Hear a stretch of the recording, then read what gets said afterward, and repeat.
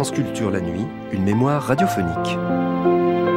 Vous avez lu Homère, lisez Porphyre, 11 vers de l'Odyssée, l'amour naissant d'Ulysse pour Nausicaa, ou plutôt l'inverse, Nausicaa, la figure radieuse d'Ulysse, ou bien encore Nausicaa et Ulysse, une seule et même personne. Un penseur presque inconnu qui sera le biographe de Plotin, Porphyre. Une vie, une œuvre, première diffusion sur France Culture le 3 janvier 1985.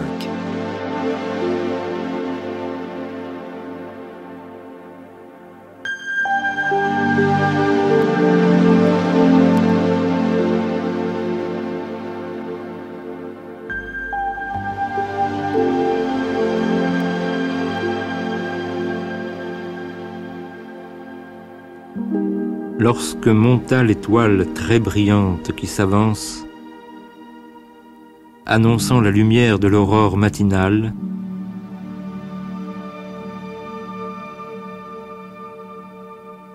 le navire de mer s'avançait au-devant de l'île.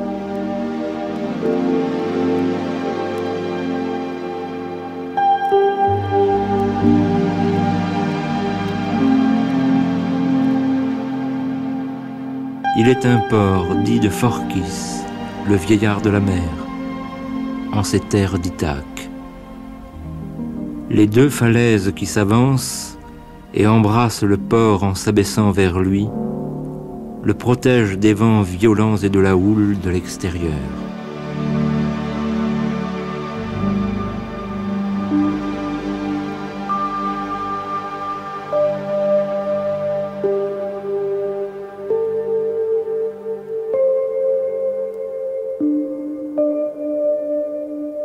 À l'intérieur, les vaisseaux bien pontés n'ont plus besoin d'amarre après la ligne de mouillage.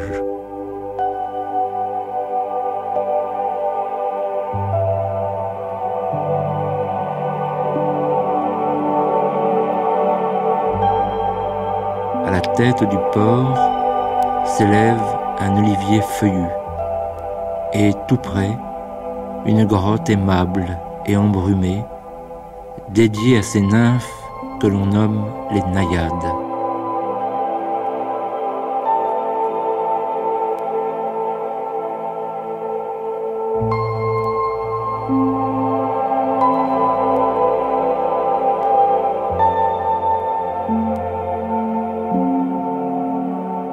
On voit là des cratères, des amphores tout en pierre, et là encore, les abeilles font leur miel.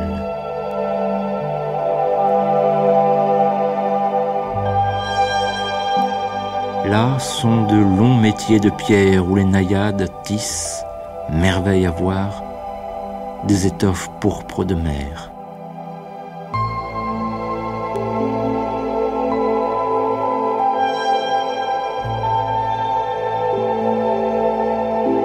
Là sont d'intarissables eaux.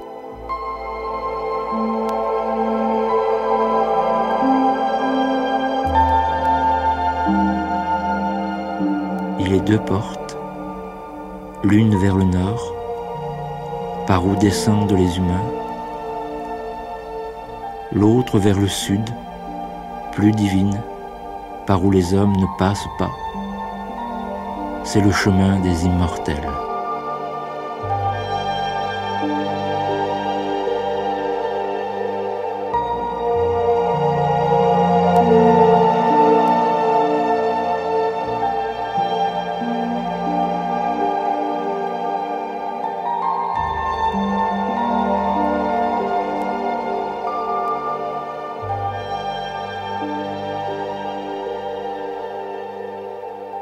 Il est singulier de constater que le livre qu'on considère généralement le plus important dans ce siècle, en tout cas un des plus importants, c'est le roman de Joyce qui a pour titre Ulysse. Et je me demande si la fortune du livre de Joyce aurait été comparable s'il avait donné à son roman un titre plus ordinaire. Au fond, on a l'impression que Ulysse parle profondément à notre inconscient, selon les chemins qu'il est difficile de préciser, et que la navigation de ce grand solitaire, après plus de 3 millénaires, elle est un peu comme le reflet de notre propre navigation. C'est par là qu'elle nous concerne encore directement. Nous irons donc vers Ulysse aujourd'hui, et nous irons vers Ulysse dans le prisme un peu énigmatique que nous en propose Porphyre. Mais avant d'en venir à Porphyre, je voudrais citer un texte du philosophe anglais Richard Jefferies, malheureusement fort peu connu en France. Je crois que son livre essentiel, L'histoire de mon cœur, n'a jamais été traduit en français. Le texte de Jefferies évoque une expérience ou une série d'expériences mystiques qu'il a connues pendant son adolescence. Il dit « Je touchais la motte de terre, le brin d'herbe, la fleur de thym.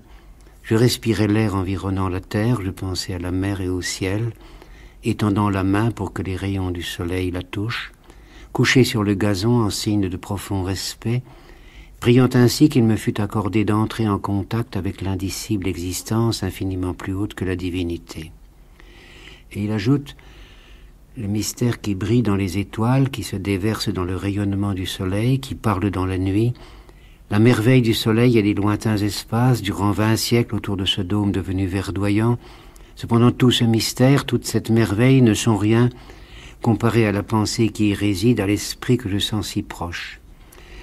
M'éveillant à la réalité de cet esprit, reconnaissant ma propre conscience la plus secrète, la psyché, si clairement je ne puis comprendre le temps, c'est maintenant l'éternité.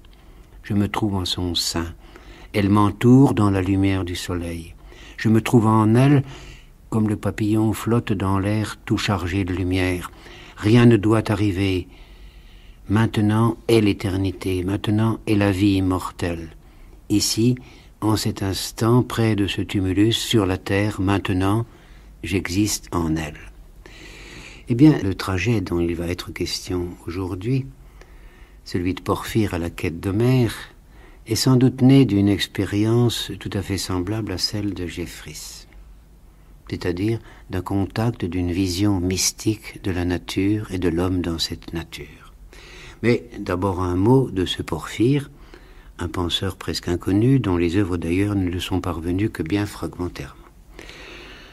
Précisons que Porphyre est né en 233 de notre ère, dans ce carrefour où se rencontrent aujourd'hui la Palestine, le Liban et la Syrie, un pays chargé, jadis comme maintenant, de la double histoire de la Méditerranée et de l'Orient. Alors, dès sa jeunesse, par une sorte de dédoublement dont les enfants sont coutumiers, il va chercher à définir son rôle dans la communauté. Ses parents l'avaient nommé Melkos ou Melk, ce qui veut dire le roi. Roi sans terre visible, bien entendu, mais il assure dès son enfance cette condition de souveraineté. Et plus tard, on ne sait pas exactement à quelle époque, mais sans doute à la sortie de l'adolescence, au moment où il commence à courir les mers, il se fait appeler Porphyre, ce qui en grec veut dire l'homme de pourpre. Bon, c'est une image de la souveraineté depuis toujours, puisque les rois, surtout dans le Moyen-Orient et particulièrement en Phénicie, portaient tous des habits de pourpre. Puis, à la fin de son adolescence, il se rend à Athènes, où il suit les cours de Longin, le philosophe, et à 30 ans, il vient à Rome pour s'attacher à l'école de Plotin. Ce Plotin dont il écrira la vie et dont il sera d'ailleurs l'éditeur. Et avec Plotin, il va poursuivre une longue méditation qu'il continuera après la mort de son maître, une méditation qui durera jusque vers 300 à peu près, année de sa disparition, longue méditation sur l'œuvre de Platon, sur les platoniciens et toute la circulation des âmes évoquée par l'ancienne école grecque. Alors, on se rappelle ici la réflexion de Platon, qui dit que toute la Grèce a appris à penser, elle a aussi appris à vivre dans Homère. Et c'est par la médiation de Platon que Porphyre va entrer dans la lecture de l'Iliade et de l'Odyssée. Signification mystérieuse chez Homère de la grotte d'Ithaque décrite dans les vers suivants. À la tête du port, un olivier s'éploie, et l'on trouve tout près la sainte grotte obscure et charmante des nymphes, qu'on appelle naïades. On y voit leurs cratères, leurs amphores de pierre où vient rucher l'abeille, et sur leurs grands métiers de pierre, les tissus teints en pourpre de mer que fabriquent leurs mains, enchantement des yeux. et leur source d'eau vive. La grotte a 2 entrées. Par l'une, ouverte au nord, descendent les humains. L'autre s'ouvre au midi, mais c'est l'entrée des dieux. Jamais homme ne prend ce chemin d'immortel. Alors, de cette méditation, il nous reste un texte, qui est l'Antre des nymphes, et c'est de ce texte que nous allons parler aujourd'hui. Alors, qu'est-ce que c'est que l'Antre des nymphes? Eh bien, c'est un long commentaire de quelques petites lignes de l'Odyssée, un commentaire d'une 30aine de pages, qui nous amène au moment où Ulysse est amené par les Phéaciens vers Ithaque, ces Phéaciens qui constituent une communauté intermédiaire entre les dieux et les hommes et qui ne communiquent guère ou pas du tout avec les autres hommes, qui les conduisent donc vers Ithaque, qui va être le terme ultime de son aventure. Et le bateau, de nuit, vogue sur la mer, emportant Ulysse endormi.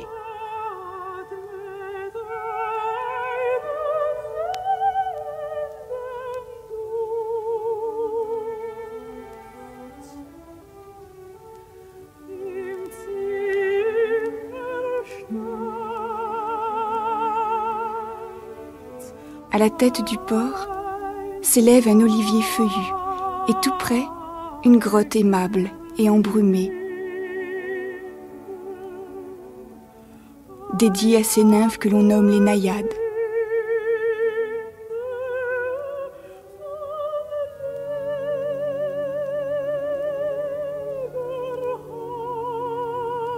On voit là des cratères, des amphores tout en pierre.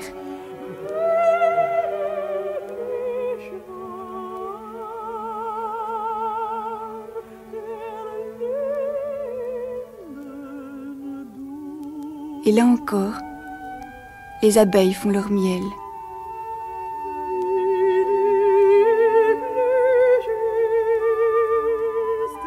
Là sont de longs métiers de pierre, où les naïades tissent, merveille à voir, des étoffes pourpres de mer.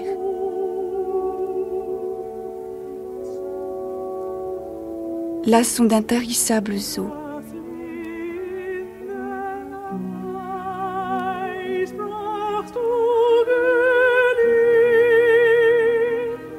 Les 2 portes, l'une vers le nord, par où descendent les humains, l'autre vers le sud, plus divine, par où les hommes ne passent pas.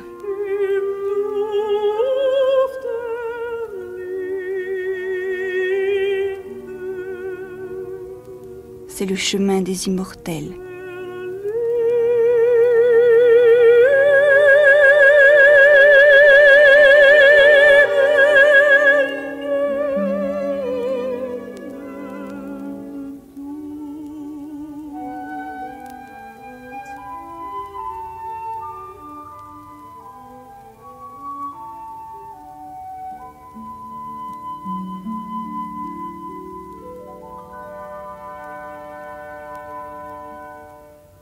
Voici donc l'origine de l'Antre des nymphes.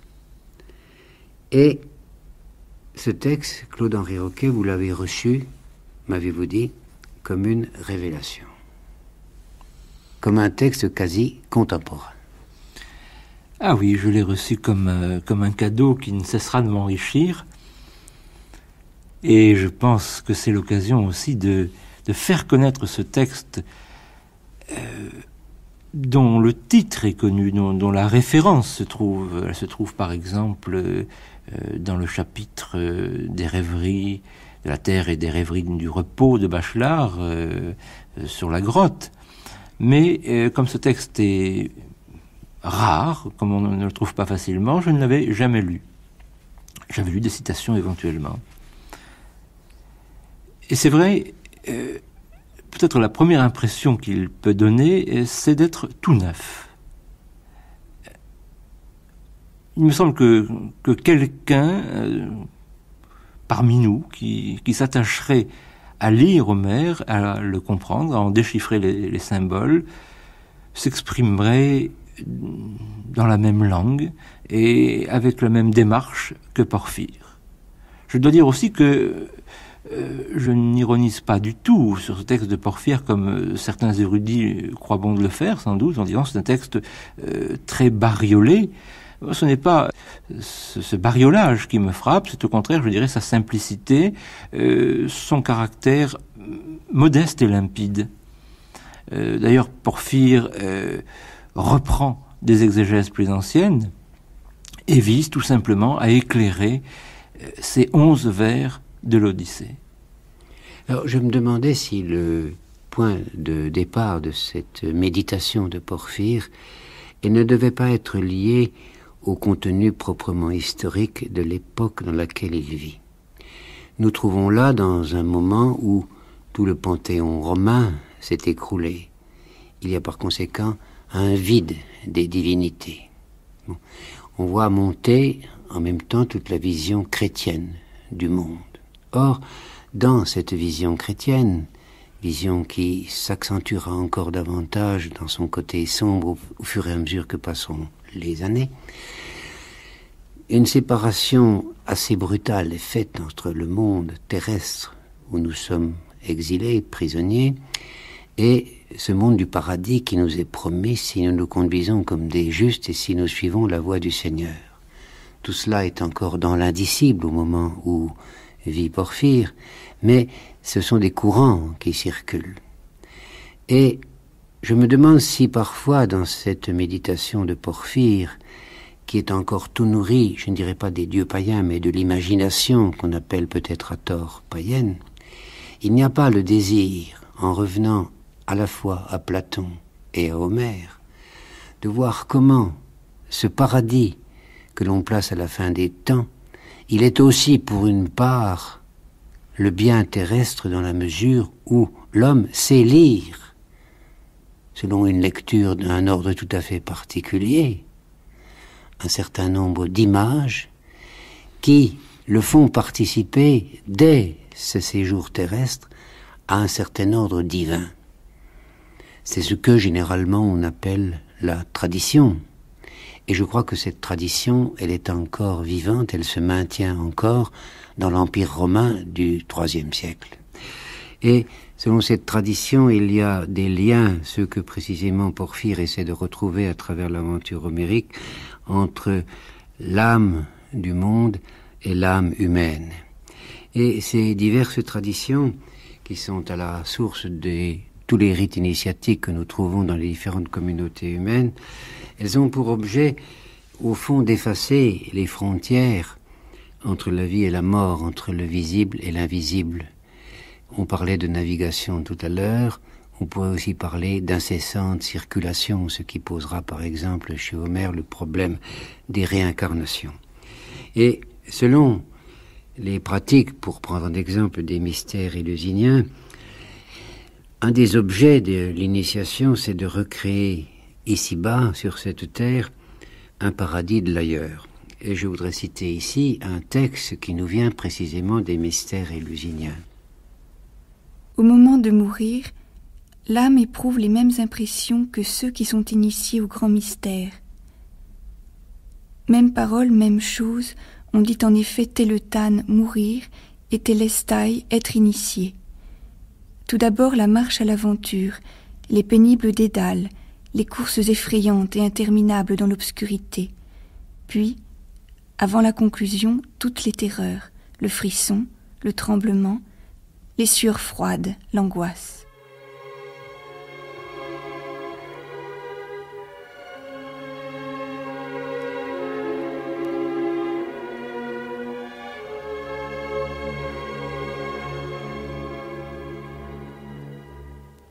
C'est alors que l'on est frappé d'une clarté particulière. Des sites purs, des prairies se découvrent, des voix s'élèvent. On perçoit, avec le rythme des danses, des apparitions et des accords divins. C'est dans ce cadre que se meut celui qui a terminé son initiation, libre et affranchi, une couronne sur la tête. Il célèbre les mystères. Il vit dans la compagnie d'hommes purs et saints. Il contemple ceux qui n'ont pas été initiés ici. une foule impure, rabaissée et ballottée çà et là dans la vase, au milieu des brumes. Il les voit séjourner dans la crainte de la mort, parmi les méchants, sans espoir d'un bonheur à venir dans l'au-delà.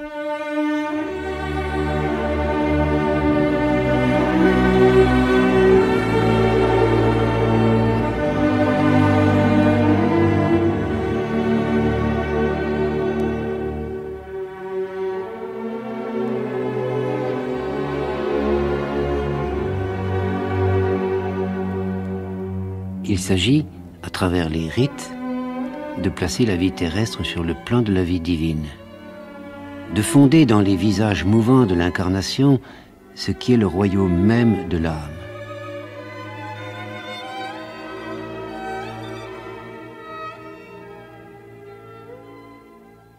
Et la situation d'un homme comme Porphyre vers la fin du IIIe siècle, elle est proche de celle de beaucoup d'êtres humains aujourd'hui. Les dieux d'autrefois n'ont plus de parole pour les vivants. À travers la statuaire, on en multiplie les effigies, mais ce sont des statues mortes. Aucun chant n'anime le marbre.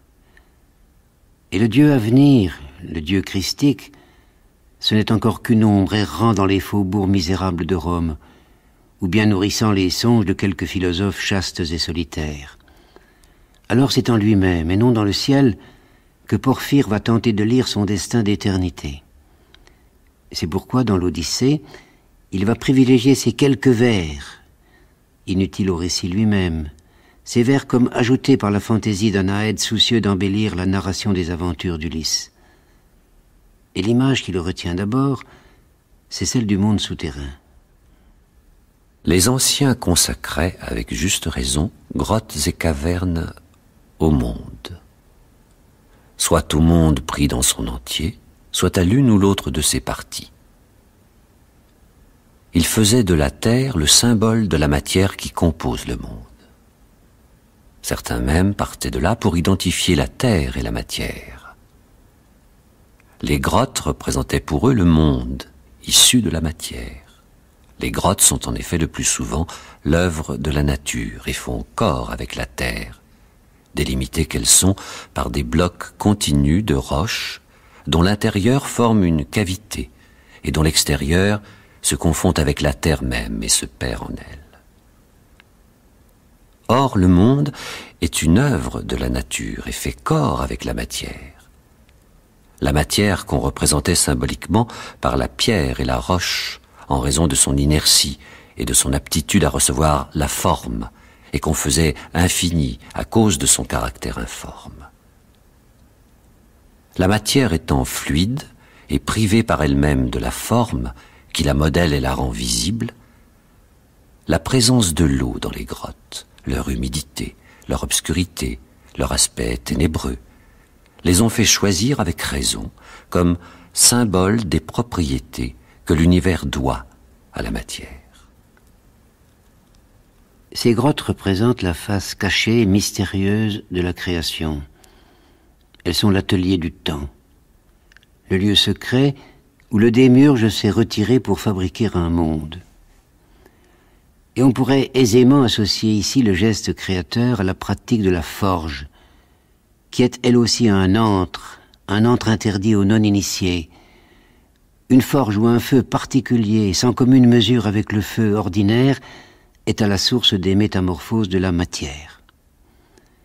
Grotte qui est à la fois un berceau et une tombe, puisque nous sommes sortis de la nuit et que nous retournerons à la nuit, mais nous ne savons pas ce que c'est que cette nuit. Peut-être les 7 dormants d'Éphèse ont-ils eu sur elle quelques lueurs. Et cette image de la grotte, elle hantera l'horizon chrétien comme elle avait habité l'horizon homérique. On songe bien entendu à la grotte de Bethléem, mais il en est d'autres traces. Dieu parla à Noé dans la caverne des trésors, et il lui dit : « Toi et tes fils, prenez le corps de votre père Adam et placez-le dans l'arche, et mettez aussi dans l'arche l'or, l'encens et la myrrhe avec le corps. » Et Noé obéit à la parole du Seigneur. Et il entra avec ses fils dans la caverne. et ils embrassèrent les corps de nos pères, et Noé prit le corps de notre père Adam et l'emporta, soutenu par la force de Dieu, sans se laisser aider de personne. Et son fils Sem prit l'or, Cam la myrrhe, et Japheth l'encens. Et ils emportèrent toutes ces choses hors de la caverne des trésors, tandis que les larmes coulaient sur leurs joues.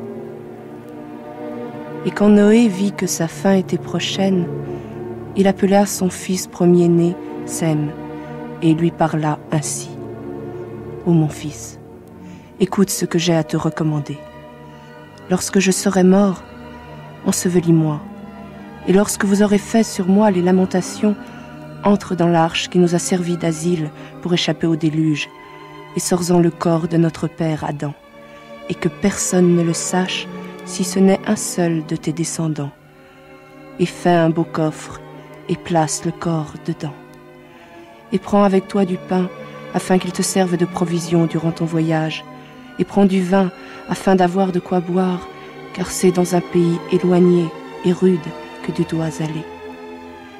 Et Noé dit à son fils Sem, « Si vous écoutez mes ordres, et si vous vous y conformez, l'ange du Seigneur ira avec vous, et vous montrera la route que vous devez suivre, jusqu'à ce que vous soyez arrivés à l'endroit où vous devez déposer le corps, au point central de la terre, car c'est en cet endroit que Dieu accomplira la rédemption pour le monde entier. »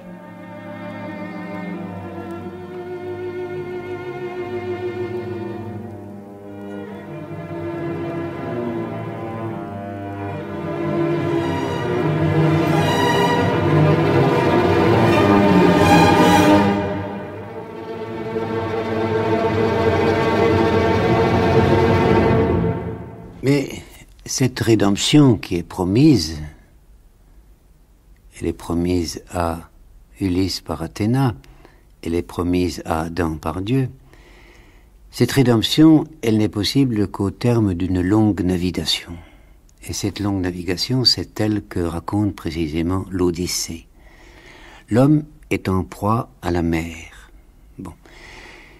Au terme de cette navigation, ou presque au terme, Ulysse va parvenir chez les Phéaciens. Territoire étrange, et les Phéaciens apparaissent là comme un relais. Comme si, dans une certaine mesure, Ulysse était déjà au terme de son aventure spirituelle, qu'il était prêt à entrer dans le monde des immortels, mais que finalement on trouve que son aventure n'est pas encore allée jusqu'au bout, et charge est faite aux Phéaciens de le renvoyer dans sa patrie pour qu'il aille jusqu'à l'accomplissement définitif de son expérience d'homme. Or, chez les Phéaciens, il se produit une rencontre étrange. C'est la rencontre de Nausicaa. Or, cette figure de Nausicaa, Claude-Henri Hoquet, elle évoque pour vous tout un monde de la transparence à l'intérieur duquel c'est Ulysse lui-même que nous allons retrouver. Oui, mais peut-être faut-il revenir d'abord à ce peuple des Phéaciens. Nausicaa est la fille du roi des Phéaciens. Les Phéaciens sont des passeurs. Il n'est pas de meilleurs navigateurs que les Phéaciens, ni de meilleures tisserandes que les femmes de Phéacie, dit Homère. Sont des passeurs, et en ce sens, ce sont des amis d'Hermès,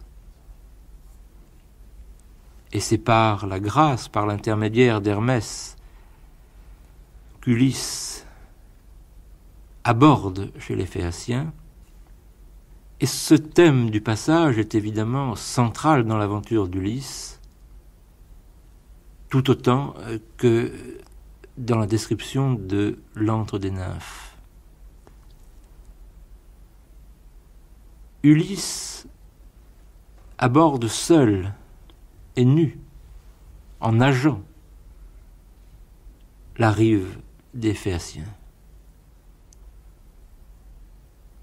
Il est au bord de mourir.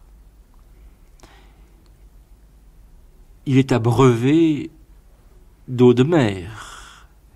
Et voilà qu'il cherche un passage, lui aussi, pour entrer, pour aborder dans cette île. Et ce passage, ce sera le fleuve. Il y a là d'ailleurs peut-être un des plus beaux passages, très bref, mais très beau, de l'Odyssée. C'est la prière d'Ulysse, quand il se trouve en somme dans les bras du fleuve, ces bras d'eau douce, d'eau fraîche, et qu'il prie ce Seigneur, dont, dit-il, je ne sais pas le nom, de lui accorder asile. C'est par la grâce de ce fleuve qu'il a prié, qu'il aborde sur une terre de salut. Mais d'abord, il se cache, et il se repose, et il s'endort. Il s'endort sous le feuillage d'un olivier double, c'est-à-dire l'arbre d'Athéna, c'est-à-dire le même arbre que celui qui s'élève à la tête du port de Phorkys, près de l'antre des nymphes, c'est-à-dire un arbre comme celui dont il a fait le pied de son lit, l'axe de sa maison, le cœur de sa maison. Et le lendemain, comme chacun sait, Athéna vient éveiller Nausicaa pour lui dire des choses vraiment très simples, d'aller au lavoir, d'aller faire la lessive de la famille. Et ça, c'est une merveille. Je crois que parmi tant de pays de l'Odyssée, je veux dire tant de pages resplendissantes, peut-être celle qui nous touche le plus, c'est cette simple histoire de cette fille de roi qui harnage des mules, qui charge des charrettes avec le linge de la famille, de ses frères, de son père, et puis qui, suivie de ses servantes suivantes, s'en va vers le fleuve et aura le courage de ne pas fuir devant cet homme peut-être abominable, n'est-ce pas, puisqu'il est couvert d'algues, couvert d'écume, de sel, meurtri. Ulysse a peur de faire peur, d'ailleurs, n'est-ce pas, et il a quelques raisons d'avoir cette crainte, si bien qu'il supplie Nausicaa de loin. Il lui dit « Je suis à tes genoux », mais il n'est pas à ses genoux, et toutes les autres ont fui. Et puis, enfin, chacun connaît toute l'histoire, enfin, qui est une merveille de transparence. Vous avez dit le mot tout à l'heure. Je n'aime pas trop en français ces mots Nausicaa au bras blanc. Ce n'est pas ce qu'il y a de plus heureux dans notre langue, mais peu importe, parce que c'est vrai que cette Nausicaa a des bras de fraîcheur, comme un arbre un peu, comme une sœur, et que la blancheur lui convient. Mais plus que la blancheur encore, oui, la lumière et la transparence. C'est un cœur transparent. C'est un cœur que l'on voit rosir aussi. C'est un cœur tellement transparent qu'elle ne cache pas ce qui l'empourpre.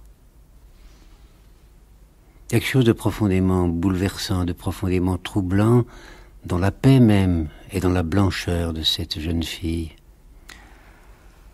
Ah, l'on pourrait dire qu'il y a toutes les images de purification, de pureté, d'enfance. Quel enfant n'a pris plaisir à la lessive, au bonheur de la lessive? Nous continuons d'être au bord des lavoirs. Alors je ne ferai pas une petite facile sur les lavoirs. Je sais bien que le lavoir dans l'eau glacée est une chose terrible, mais enfin le lavoir qui nous émeut, heureusement, c'est un lavoir plein de paroles, plein d'oiseaux, plein de ruissellement, de transparence. Et puis ce grand travail de la crasse qui laisse place au jour, au linge propre, au linge de dimanche, je dirais, n'est-ce pas?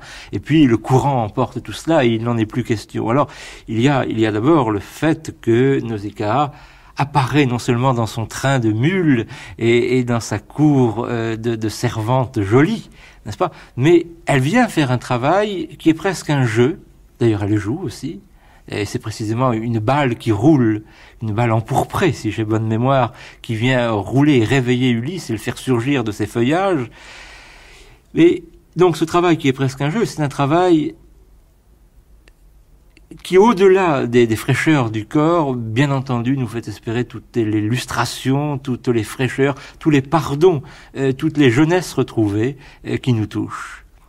Mais une grande scène de lavandière et de lessive ne suffirait certainement pas à nous attacher, comme nous le sommes tous, à la figure de Nausicaa, à son visage. Et pourtant, son visage, on le voit si peu.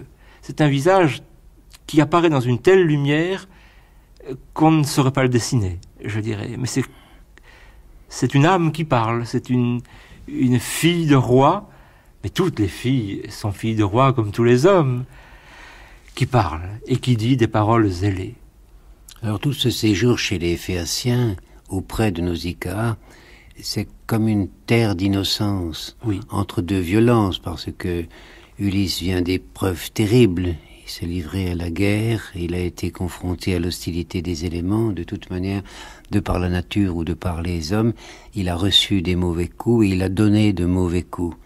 Et quand il rentrera à Ithaque, il lui faudra affronter dans la violence et dans le sang tous ces prétendants qui cherchent à s'emparer à la fois de sa femme et de ses biens.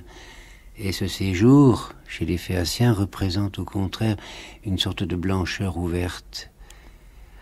La question se pose finalement, enfin, pour tous les lecteurs d'Homère, en particulier les adolescents qui déchiffrent pour la première fois le texte. Pourquoi Ulysse n'est-il pas resté auprès de Nausicaa? Ah, nous y sommes tous restés, en un certain sens. Nous sommes tous amoureux de Nausicaa, on pourrait dire cela. Il faut regarder le texte peut-être d'abord, et puis ensuite notre cœur. Le texte montre l'amour naissant de Nausicaa. Quand elle vient laver le linge au ruisseau, au fleuve, elle n'ose le dire, mais elle pense à ses noces. Et puis, les paroles qu'elle adresse à Ulysse disent, en somme, si tu pouvais être mon époux, n'est-ce pas? Toutes ces dénégations, comme on dit, n'est-ce pas? Il ne faut pas qu'on nous voit ensemble, parce que diraient les gens, disent très clairement le sentiment de la très pure Nausicaa pour Ulysse, qui d'ailleurs maintenant est superbe et magnifique. Il est baigné d'huile, il est vêtu d'un beau linge blanc lui aussi, n'est-ce pas? Il a retrouvé ses traits de jeunesse et de royauté. Et puis, un peu plus tard, son père, le père de Nausicaa, propose. Il est passeur et il fera son devoir, en somme, qui est de ramener Ulysse à sa maison. Oui, car ainsi l'ont ordonné les dieux. Oui, mais s'il voulait rester, il le pourrait, n'est-ce pas? Et Alkinoos fait cette proposition. Cependant, Ulysse ne marque aucun sentiment amoureux à l'égard de Nausicaa. Et alors, on en vient à se demander, bien sûr, qui est Nausicaa pour Ulysse? Et que signifie Pénélope en même temps que Nausicaa? S'interroger sur Circé et sur Calypso par rapport à Pénélope, par exemple, semble moins difficile, semble d'une plus grande évidence. Mais Nausicaa, curieusement, alors qu'il n'y a pas l'ombre d'une infidélité, le cœur du lecteur se sent en somme partagé entre Pénélope et Nausicaa. Alors peut-être faut-il surmonter ce partage. Une façon de rester fidèle à Pénélope, et pourtant dans l'amour de Nausicaa, c'est peut-être de se dire que Nausicaa et Ulysse sont une seule personne, que, au fond, Nausicaa est la figure radieuse d'Ulysse, la figure éternelle d'Ulysse. vous dites les Phéaciens, cette île des Phéaciens, c'est en somme l'innocence et le paradis. Et c'est vrai que beaucoup d'images font très clairement penser à un paradis, à un jardin d'Éden en quelque sorte, jusque dans les fruits extraordinaires, dans les vergers extraordinaires de cette île. Est-ce que ce n'est pas l'âme d'Ulysse, l'âme bienheureuse d'Ulysse, l'âme éternelle d'Ulysse, qui lui apparaît salvatrice? Comme s'il retrouvait en Nausicaa l'enfant qui n'a jamais cessé d'être ou de vouloir être. Oui, il s'est incarné, disons, comme guerrier, comme voyageur. Mais il est aussi tout autre. Il est aussi l'homme de paix et de foyer. Et s'il a une épouse terrestre, qui est Pénélope, est-ce qu'il n'a pas aussi une épouse céleste? Si l'on pense à Dante, Béatrice est d'abord une fiancée terrestre et, si l'on veut, une épouse céleste. Peut-être, au fond, qu'il faut voir Nausicaa comme l'âme d'Ulysse, l'âme céleste d'Ulysse, Ulysse et Nausicaa formant sur un certain plan une seule personne, et Pénélope et Ulysse aussi formant un couple et une seule personne. Mais de toute façon, dans l'Odyssée, le rôle de Pénélope, je ne sais pas, j'ai envie de dire que c'est plus un rôle maternel, soudain. C'est l'épouse, bien entendu, c'est l'épouse de la jeunesse, et en même temps, elle me fait penser, bien sûr, à une mère qui dessine, qui brode, qui tisse la vie. La vie de qui? La vie du couple. Je ne sais pas, c'est très difficile de rendre tout cela raisonnable, mais je crois qu'il faut s'arrêter là-dessus, c'est-à-dire sur cette idée, sur cette vision d'une Nausicaa céleste, d'une Pénélope terrestre.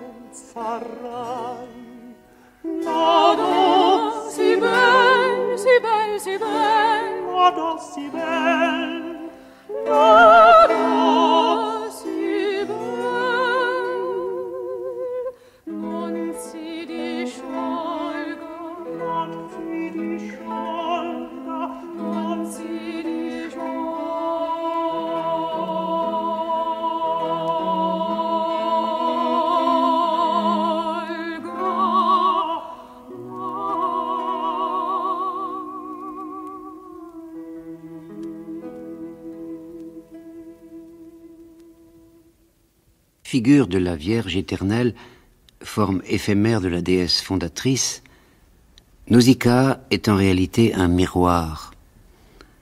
Dans les yeux de la jeune fille, Ulysse déchiffre son visage, magnifié, délivré des blessures de l'histoire. Et il y a bien une sorte de noce entre Ulysse et Nausicaa, comme il y eut une noce entre Attis et la mère des dieux. Ainsi que le raconte Julien, Attis, exposé sur les eaux du fleuve Gallus, atteignit la fleur de son âge. Devenu beau et grand, il fut aimé de la mère des dieux, qui, entre autres faveurs, le couronna d'étoiles. Et comme en effet le ciel visible couvre la tête d'Attis, ne convient-il pas de voir dans le fleuve Gallus le cercle lacté, où l'on assure que s'opère le mélange du corps passible avec le mouvement circulaire du corps impassible? La mère des dieux avait permis de bondir et de danser jusque-là à ce beau jeune homme, comparable au rayon solaire, au dieu intelligent Attis.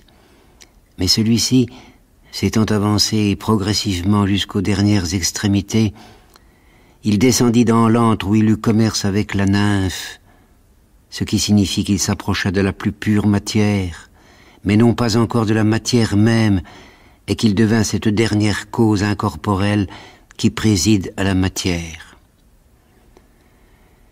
Qu'est-ce donc que la mère des dieux?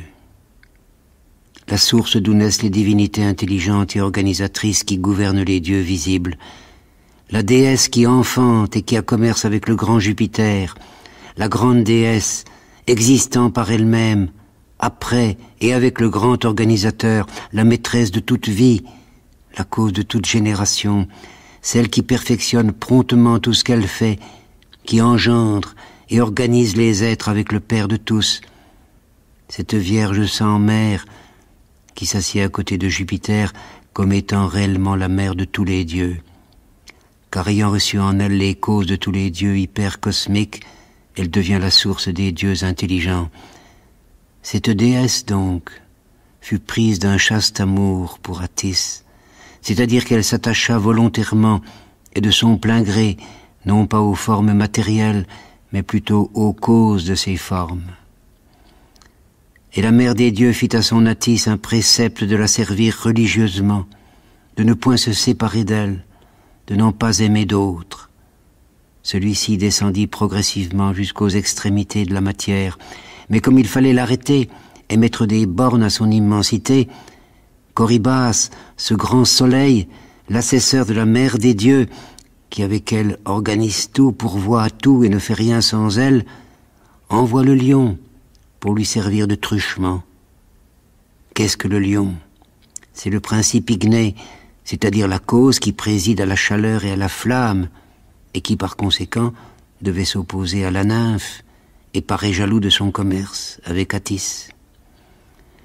Et ces noces avec la mère des dieux, ou avec la nymphe, qui est comme l'ombre de cette mère, on en retrouverait trace dans les innombrables noces spirituelles du christianisme. Elles ouvrent chemin vers le paradis.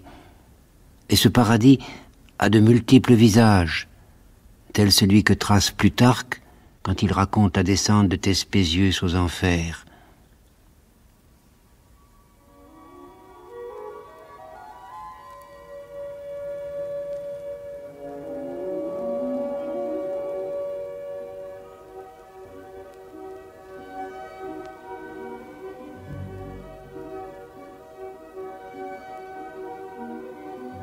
Arrivé enfin à un gouffre d'une longueur et d'une profondeur immense, Thespésius se sentit abandonné de la force qui l'avait soutenu, et il vit que les autres âmes éprouvaient la même impression. Elles se resserraient comme des oiseaux, elles volaient bas, elles tournaient alentour du gouffre, mais elles n'osaient aller résolument plus loin.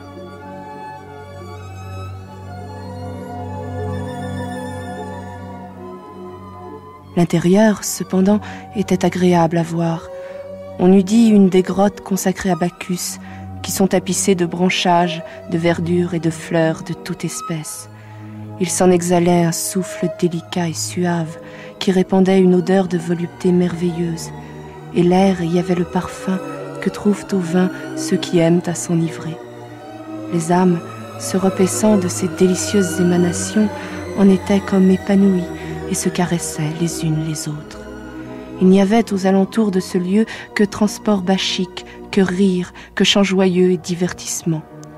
C'est par là, disait le parent, que Bacchus est monté au séjour des dieux et que plus tard il y conduisit Sémélé.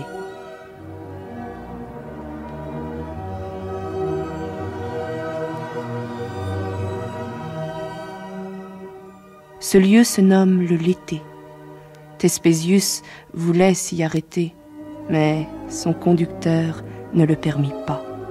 Il l'entraîna de force, lui disant, et c'était en même temps l'instruire, que la raison est amollie et comme fondue par la volupté, que la partie irraisonnable et animale de nous-mêmes, humectée et rendue charnelle, réveille dans l'âme le souvenir du corps, que de ce souvenir naît un désir, une envie de procéder à l'acte de la génération. Or, la génération est ainsi appelée parce qu'elle est un penchant qui porte vers la terre une âme appesantie par trop d'humidité.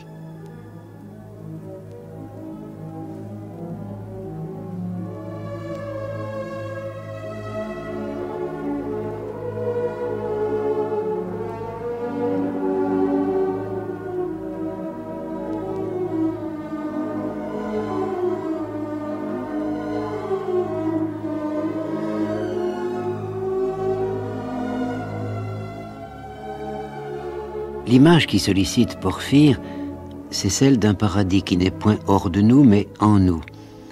C'est pourquoi la description qui peut en être donnée, elle ne doit rien au monde de la réalité et tout aux rives ou aux dérives de l'imagination. Quand les anciens parlent des dieux, ils parlent en réalité d'eux-mêmes. Les nymphes naïades sont les âmes qui vont s'incarner. De là vient la coutume d'appeler nymphes les jeunes mariés. L'union qu'elles contractent n'est-elle pas destinée à la génération? Et la coutume aussi de les baigner avec les eaux de source ou de fontaine au jaillissement continu. Mais pour les âmes qui s'initient à la vie dans la nature, et pour les génies des naissances, le monde est un lieu saint et tout aimable, bien qu'obscur et brumeux de nature. Ce qui a conduit à penser que ces âmes sont aériennes et tiennent de l'air leur essence.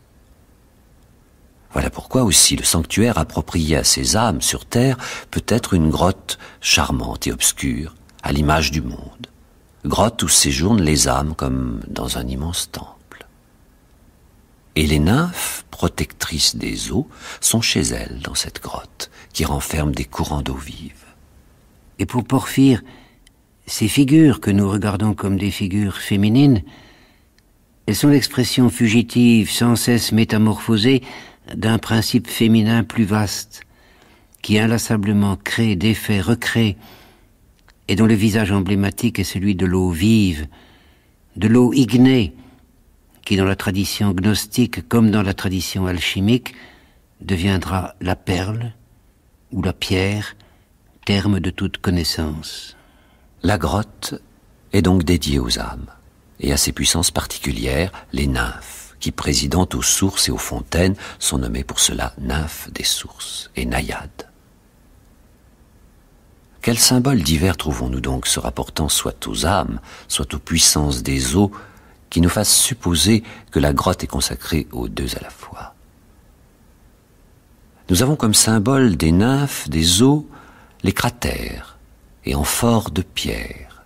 Ces récipients sont des symboles de Dionysos en tant qu'objet en céramique, c'est-à-dire de terre cuite.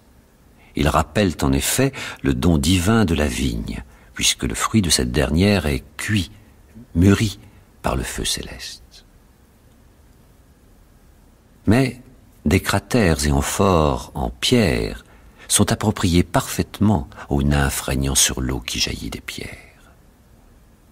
Quant aux âmes qui descendent dans la génération et l'élaboration des corps, peut-on leur trouver symbole plus approprié que cela? C'est pour cela que le poète a osé dire que dans ces objets, les nymphes tissent des voiles pourpres, merveille à voir. La chair s'élabore en effet dans les os et autour des os. Or, ces derniers sont bien de la pierre à l'intérieur des êtres vivants, ou ressemblent à des pierres. Voilà pourquoi les métiers sont de pierre et non d'une autre matière. Quant aux tissus teints en pourpre de mer, c'est, on le voit tout de suite, la chair qui se tisse à partir du sang. C'est du sang que viennent les laines pourpres. Et c'est avec des produits d'origine animale que la toison a été teinte. L'élaboration de la chair se fait de même par l'action du sang et avec du sang. De plus, le corps est pour l'âme une tunique dont elle est revêtue.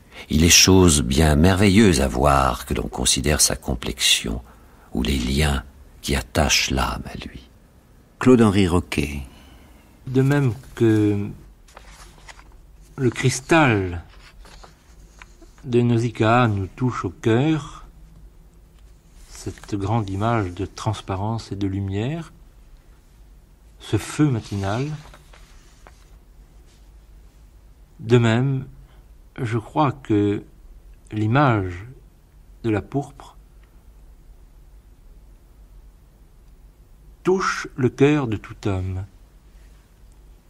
précisément le cœur. Pourpre, ce n'est pas rouge, ce n'est pas écarlate. C'est une certaine couleur difficile à définir, mais qui nous touche comme nul autre, qui nous touche peut-être, que l'on peut dire en somme, plus par le verbe s'empourprer que par le nom lui-même ou l'adjectif pourpre. S'empourprer, au fond, c'est laisser paraître la chaleur du cœur. Et quand nous lisons dans Homère, dans Porphyre, le roi pourpre, ces quelques mots, elle tisse sur des métiers de pierre, des tissus de pourpre. Je dirais que nous ne lisons pas cela des yeux, nous n'entendons pas cela du bord des oreilles. Cela nous touche profondément. Mais nous touche, il me semble d'abord, doublement. Je ne pense pas qu'on puisse voir le sang, se représenter le sang, sans frémir. Et qu'une parole nous rappelle que notre chair et de sang nous trouble. Parce qu'il n'est pas ordinaire que le sang se manifeste. Quand nous pensons au corps, nous pensons à un corps clos. Rappeler que notre corps est tissu, est tissé de sang, je dirais, nous conduit à la porte et de la vie et de la mort. D'abord, ces tissus empourprés, je crois que nous les ressentons comme des tissus de douleur, les tissus de l'homme de douleur, de l'homme qui a à mourir, de l'homme sanglant, de l'homme ensanglanté. Nous avons reçu le sang qui est la vie, et nous aurons à perdre ce sang, à laisser fuir de nous ce sang par des chairs ouvertes. Oui, mais ce sang, ce peut être aussi, et la présence des nymphes et le sens que le mot nymphe va conserver dans la société humaine en témoigne, ce sens peut être aussi celui des noces. Et il témoigne dans la tradition ancienne de quelque chose qui ressemble à un vol qui aurait été fait par les hommes aux dieux. Par la légende nous dit que autrefois la pourpre était interdite aux hommes. La pourpre restait cachée dans la cavité ronde d'une minuscule coquille. Bon. On a d'ailleurs un récit très précis de la manière dont la pourpre fut découverte. On nous dit, n'est-ce pas, qu'il y avait un pêcheur qui avait pris des coquillages, et il pensait d'abord avoir pris du poisson, mais quand il vit que la coquille en était rugueuse et dure, dépité par cette proie, il la rejeta comme un inutile produit de la mer. Alors, il y a un chien qui trouva cette épave, qu'il craqua avec les dents, et le sang de la teinture coula de sa bouche, tachant son museau et empourprant de maçon indélébile ses babines. Le berger, à la vue des lèvres de son chien ainsi tachées de sang, pensa que la couleur venait d'une blessure et le baigna de l'eau de la mer, mais le sang n'en brilla que plus fort, et quand il eut touché de ses mains, sur la main même un peu de pourpre apparut. Il comprit alors ce qu'était la coquille, comment elle contenait un remède de grande beauté, et prenant un flocon de laine, il l'introduisit à l'intérieur, essayant d'en découvrir le secret et l'usage. La laine apparut comme teinte de sang, comme l'avait été le museau du chien. Ainsi apprit-il à connaître la teinture. Il prit quelques pierres et brisa la coquille qui dissimulait la substance, mit à jour la cache secrète de la pourpre et découvrit ainsi son véritable trésor. Mais l'origine de la pourpre, il me semble que on va l'attribuer à Aphrodite. C'est Aphrodite qui a fait un cadeau aux hommes en leur donnant la pourpre. C'est la raison pour laquelle tout le culte d'Aphrodite sera célébré avec des robes rouges. Pourquoi les rois qui se placent sous la souveraineté d'Aphrodite vont participer de cet univers de la pourpre. Que s'est-il passé alors? C'est que Aphrodite a apporté aux hommes l'amour qui peut-être était jusque-là dérobé aux humains. On ne sait pas, c'est une vue qui a été développée par un certain nombre d'esprits. Si le péché originel qui est en question dans la Bible, ce n'est pas précisément aussi cette invention de l'amour. Et il me semble qu'il y a un peu l'intuition de cette révélation d'Aphrodite, de cette intrusion de l'amour dans le monde humain, beaucoup plus tard dans la peinture de Jérôme Bosch. Le Jardin des délices, c'est la révélation de cet univers où les hommes ont dérobé l'amour aux dieux. Oui, c'est ici qu'il faut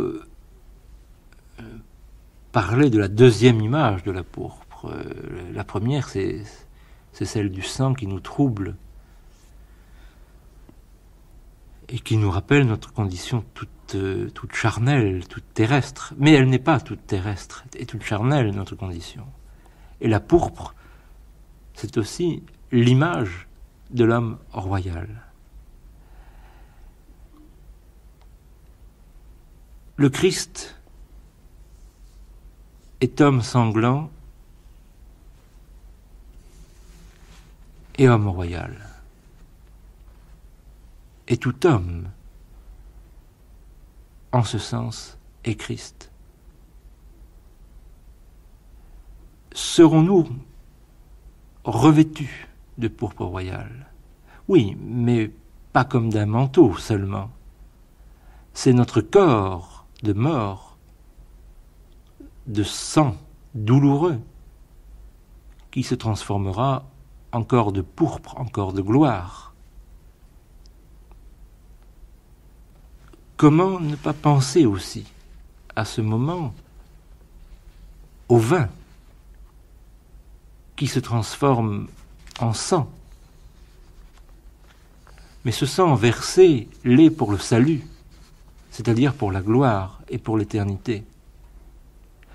Ce vin ne serait pas sur la table de la scène sans le travail de Noé. Il est venu d'au-delà du déluge, ou d'après le déluge, ce vin, pour nous changer en gloire. De même, cette eau douce de Cana se change en vin. Tout cela, je dirais, est au cœur de l'homme. Ce désir de pourpre, c'est le chemin qui nous est donné pour que nous franchissions l'horreur du sang, l'horreur de Caïn aussi, pour devenir tous, et ici même, des rois de gloire. Qui est-il, ce roi de gloire? Chante le psaume.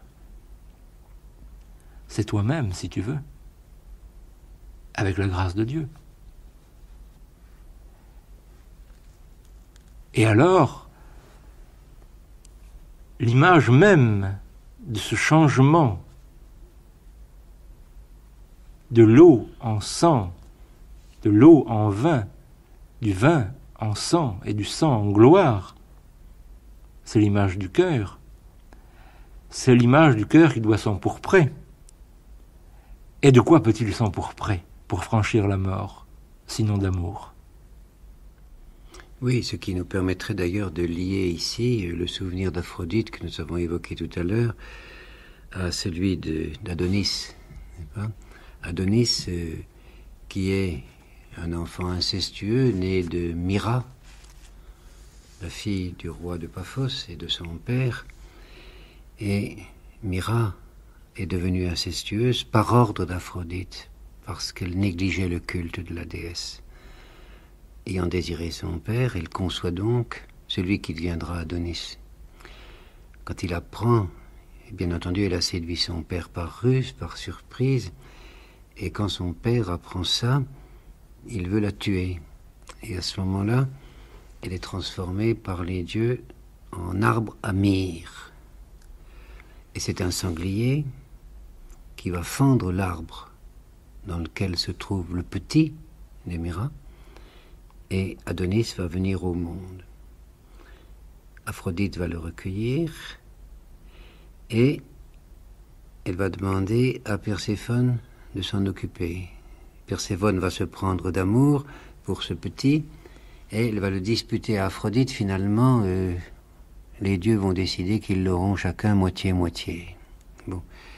Et c'est pendant que Adonis est en train de vivre son temps d'amour avec Aphrodite qu'il va être tué par un autre sanglier, par un nouveau sanglier, et Aphrodite va recueillir son sang et en faire l'anémone. Bon, fleur symbolique bien sûr, mais ce qui compte là, c'est que à travers le culte d'Adonis, qui passe 6 mois avec Aphrodite dans les bois et dans les vallons, dans le paysage verdoyant, et 6 autres mois avec Perséphone dans les royaumes infernaux, il va y avoir adéquation entre le rythme d'Adonis et le rythme des saisons. Et le sang d'Adonis, le sang qui est né de la blessure faite par le sanglier sauvage, et va devenir le symbole de la rédemption. Se lie à ça un certain nombre de pratiques archaïques ayant trait au sacrifice, parfois humains, mais le plus souvent animaux, où la rédemption de l'être humain, la rédemption de ce cœur dont vous parliez, est assurée par l'immersion, ou par le contact en tout cas, avec le sang de la bête immolée. Et c'est sur ce culte d'Adonis que va se greffer certaines formes du christianisme naissant, puisque par l'intermédiaire du Christ, ce n'est plus le sang des bêtes qui sera rédempteur, c'est le sang de l'homme roi, du Dieu lui-même, qui va devenir symbole de rédemption. D'ailleurs, on le retrouve dans l'iconographie même de notre Occident. On peut voir par exemple dans une église, c'est un propos que j'emprunte ici à Pierre Saint-Yves, dans une église du Portugal, un tableau où on voit Jésus crucifié entre la Vierge et Saint Jean. Mais le pied de la croix, au lieu de s'enfoncer dans le roc du calvaire, plonge dans une grande vasque. Le sang coule et déjà remplit la bassine, et tout autour des hommes, des femmes, des enfants de tous les âges et de toutes les conditions contemplent silencieux le mystère. Et sur le rebord de la vasque, on lit « Fonce, vitae, fonce, miséricordiae ». Fontaine de vie, fontaine de miséricorde. Et dans une église de Vendôme, il y a un vitrail où l'on voit Adam et Ève qui sont plongés jusqu'à mi-corps dans la piscine de sang. Au musée de Lille, il y a un tableau de Jean Belgambe qui nous montre non plus une vasque mais une cuve où des fidèles nus se baignent, tandis que d'autres également nus, encouragés par des femmes qui allégorisent les vertus, se préparent à y entrer. Mais ce qui est intéressant, et c'est pourquoi j'évoquais tout à l'heure, mais où vous êtes un peu dérobé, Jérôme Bosch et le Jardin des Délices, c'est que on verra apparaître dans la fin du Moyen-Âge la fontaine de vie, celle qui connaîtra si grande fortune, non seulement dans l'iconographie flamande du XVe et du XVIe siècle, mais aussi chez Rabelais, et puis à la Renaissance, dans des livres magnifiques comme Le Songe de Polyphile. Et je me demandais, si vous voulez, dans quelle mesure ces fontaines de vie ne constituent pas, au-delà de tout ce que nous apprenons par le christianisme sur l'histoire du sang et sur la circulation du sang, une sorte de boucle où finalement la fontaine de vie qui contient l'eau de la vie ne nous ramène pas précisément à ces nymphes, à ces naïades dont parle Porphyre. C'est-à-dire qu'au-delà du vin que vous avez évoqué, au-delà du sang, au-delà du tumulte des eaux, quelque chose qui serait de l'ordre de l'humide, puisque l'humide c'est la vie, mais d'une eau presque introuvable, dont précisément la grotte des nymphes a le secret. Et Porphyre a une manière de nous dire qu'au fond, ni Homère, ni Ulysse, ni lui-même n'ont rien vu. Tout paraît humide, il y a plein de sources dans cette grotte, il y a beaucoup de naïades, il y a beaucoup de nymphes, mais finalement, c'est un décor, c'est un théâtre. Et ce qui s'accomplit derrière, c'est cette quête de l'eau, de la vie, qu'aucune naïade, qu'aucune nymphe ne nous donnera jamais, puisque nous devons la trouver nous-mêmes, en un certain sens. Aucun dieu non plus ne nous la donnera jamais. Elle naît d'une mystérieuse interrogation sur la nature, sur nous-mêmes, mais Porphyre ne sait où elle se situe.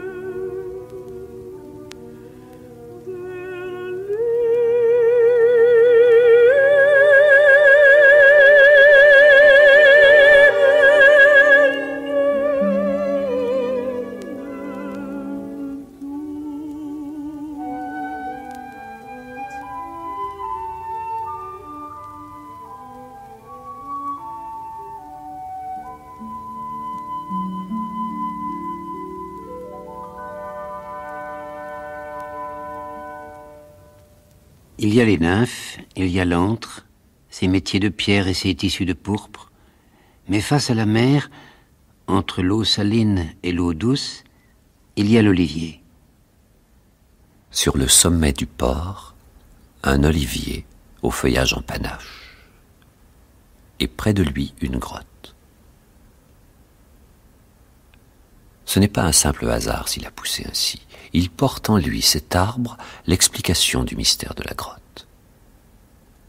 Comme le monde ne s'est pas fait à l'aveuglette et au hasard, qu'il est l'œuvre de la sagesse de Dieu et de l'être intelligent, on trouve planté, près de l'image de ce monde qu'est la grotte, l'olivier, symbole de la sagesse de Dieu. Car c'est l'arbre d'Athéna, et Athéna, c'est la sagesse. Comme cette déesse est née de la tête de Zeus, le théologien Homère a trouvé l'endroit approprié en mettant l'arbre sacré à la tête et au sommet du port. Il a voulu indiquer par cet arbre que cet univers n'est pas venu à l'existence tout seul ou sous l'action d'un aveugle hasard, mais qu'il est l'œuvre d'un être pensant, d'une sagesse, qui est sans doute séparée de lui, mais siège tout près, sur la tête de l'ensemble du port. Arbre À feuillage persistant, l'olivier présente une particularité tout à fait en rapport avec les vicissitudes que subissent en ce monde les âmes à qui la grotte est consacrée. En été, l'olivier dresse le blanc de ses feuilles.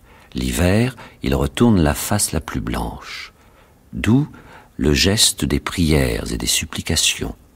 Les malheureux tendent des rameaux d'olivier, augurant que pour eux, les ténèbres du péril sont en train de se changer en blanche lumière. Voilà ce que dit Porphyre. Et l'on pourrait dire aussi beaucoup d'autres choses autour de l'olivier, à partir de l'olivier. On pourrait dire, bien entendu, que l'olivier est le rameau de la terre nouvelle que la colombe rapporte à Noé, homme nouveau. C'est le signe de la fin des tribulations, des épreuves. C'est le signe d'une renaissance, d'une nouvelle naissance. Mais l'on pourrait porter le regard aussi sur l'huile qui vient de l'olivier, sur le fruit de l'olivier. Et le grec rapproche le mot huile et le mot qui signifie pitié, commisération, comme on l'entend dans Eleison, Kyrie Eleison. Cette huile de l'olivier est donc aussi un baume, c'est aussi un sacrement, c'est aussi ce qui fait l'homme royal, c'est aussi une consécration. C'est avec l'huile, bien entendu, que l'on oint l'homme, le chrétien ou le roi, mais le chrétien est royal. Oindre nous renvoie au terme de Messie, ce fruit de l'olivier, donc le signe du Messie, de l'homme Messie, de l'homme royal, de l'homme consacré. À la fois donc homme de pourpre, mais aussi blessé, mortel, qui est guéri, et qui est guéri de sa mortalité. Quand le bon samaritain descend vers Jéricho, il verse sur les plaies de l'homme attaqué par les brigands de l'huile et du vin. Il y a donc dans l'huile cette signification de bienfaisance. Mais il y a aussi la signification de lumière. L'huile est lumière. Et bien entendu, ici on pense à toutes ces images, ces paraboles, qui nous invitent à ne pas rester la lampe vide et sans huile quand vient le roi. Donc vraiment, cette image de l'olivier est une image immense. C'est l'arbre de Noé, c'est l'arbre d'Athéna, c'est l'arbre de la sagesse, c'est l'arbre du bien. C'est aussi l'arbre du foyer, c'est-à-dire l'arbre du lieu de l'homme. Et ce foyer, il viendra un jour où Ulysse devra le quitter, comme tout humain, comme tout vivant, doit quitter son foyer provisoire, éphémère, pour trouver peut-être ailleurs son lieu d'éternité. Et lors d'une rencontre ultérieure avec Athéna qui veille sur lui, la déesse dit à Ulysse, la mort te viendra, et le terme est ambigu, de la mer, mais ce qui veut dire plutôt hors de la mer. Et ici peut-être est indiqué assez clairement le sens ultime du voyage d'Ulysse, un voyage dont peut-être l'antre des nymphes dessine la dernière étape.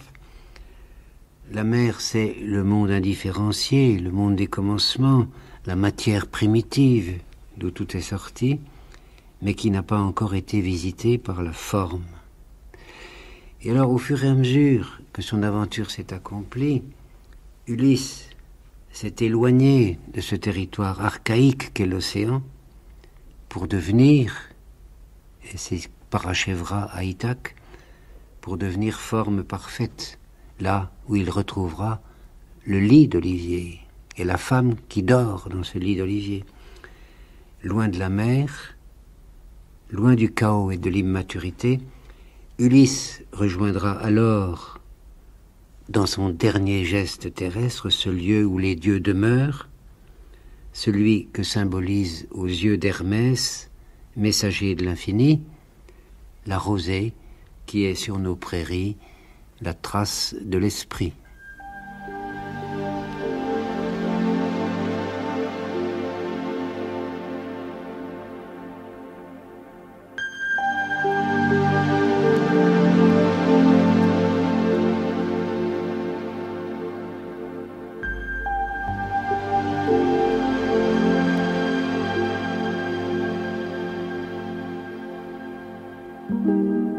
Ô mon amour au goût de mer, que d'autres paissent loin de mer les glogues au fond des vallons clos, menthe, mélisse et mélilo, tiédeur d'alice et d'origan, et l'un y parle d'abéillage, et l'autre y traite d'agnelage, et la brebis feutrée baise la terre au bas des murs de pollen noir.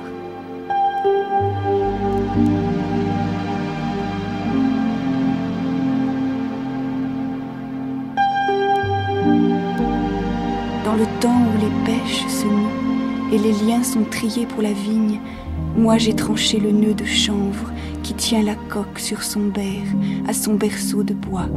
Et mon amour est sur les mers, et ma brûlure est sur les mers.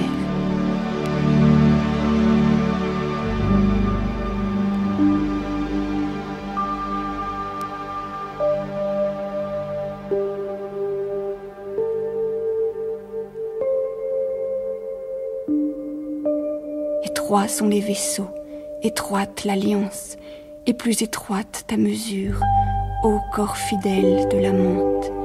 Et qu'est ce corps lui-même qu'image et forme du navire, nacelle et nave et nef votive, jusqu'en son ouverture médiane, instruite en forme de carène, et sur ses courbes façonnées, ployant le double arceau d'ivoire au vœu des courbes nées de mer.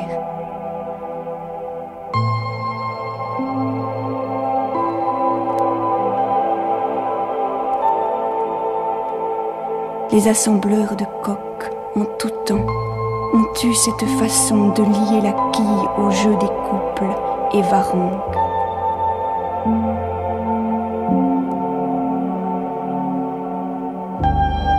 Vaisseau, mon beau vaisseau, qui cède sur ses couples et porte la charge d'une nuit d'homme, tu mets vaisseau comme porte-rose, tu romps sur l'eau chaîne d'offrande, et nous voici contre la mort sur les chemins d'acanthe noire de la mer écarlate. Immense l'aube appelée mer, immense l'étendue des eaux, et sur la terre faite songe à nos confins violets, toute la houle au loin qui lève et se couronne d'hyacinthe comme un peuple d'amants.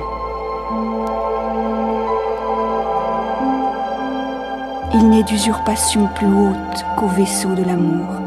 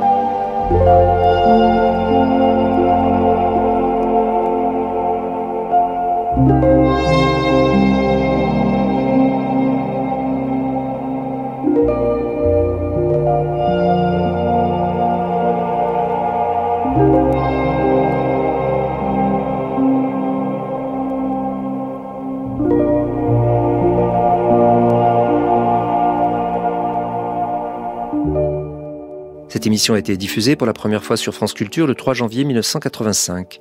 Vous pourrez la réécouter en ligne ou la télécharger durant un an sur le site franceculture.fr, rubrique Les Nuits de France Culture.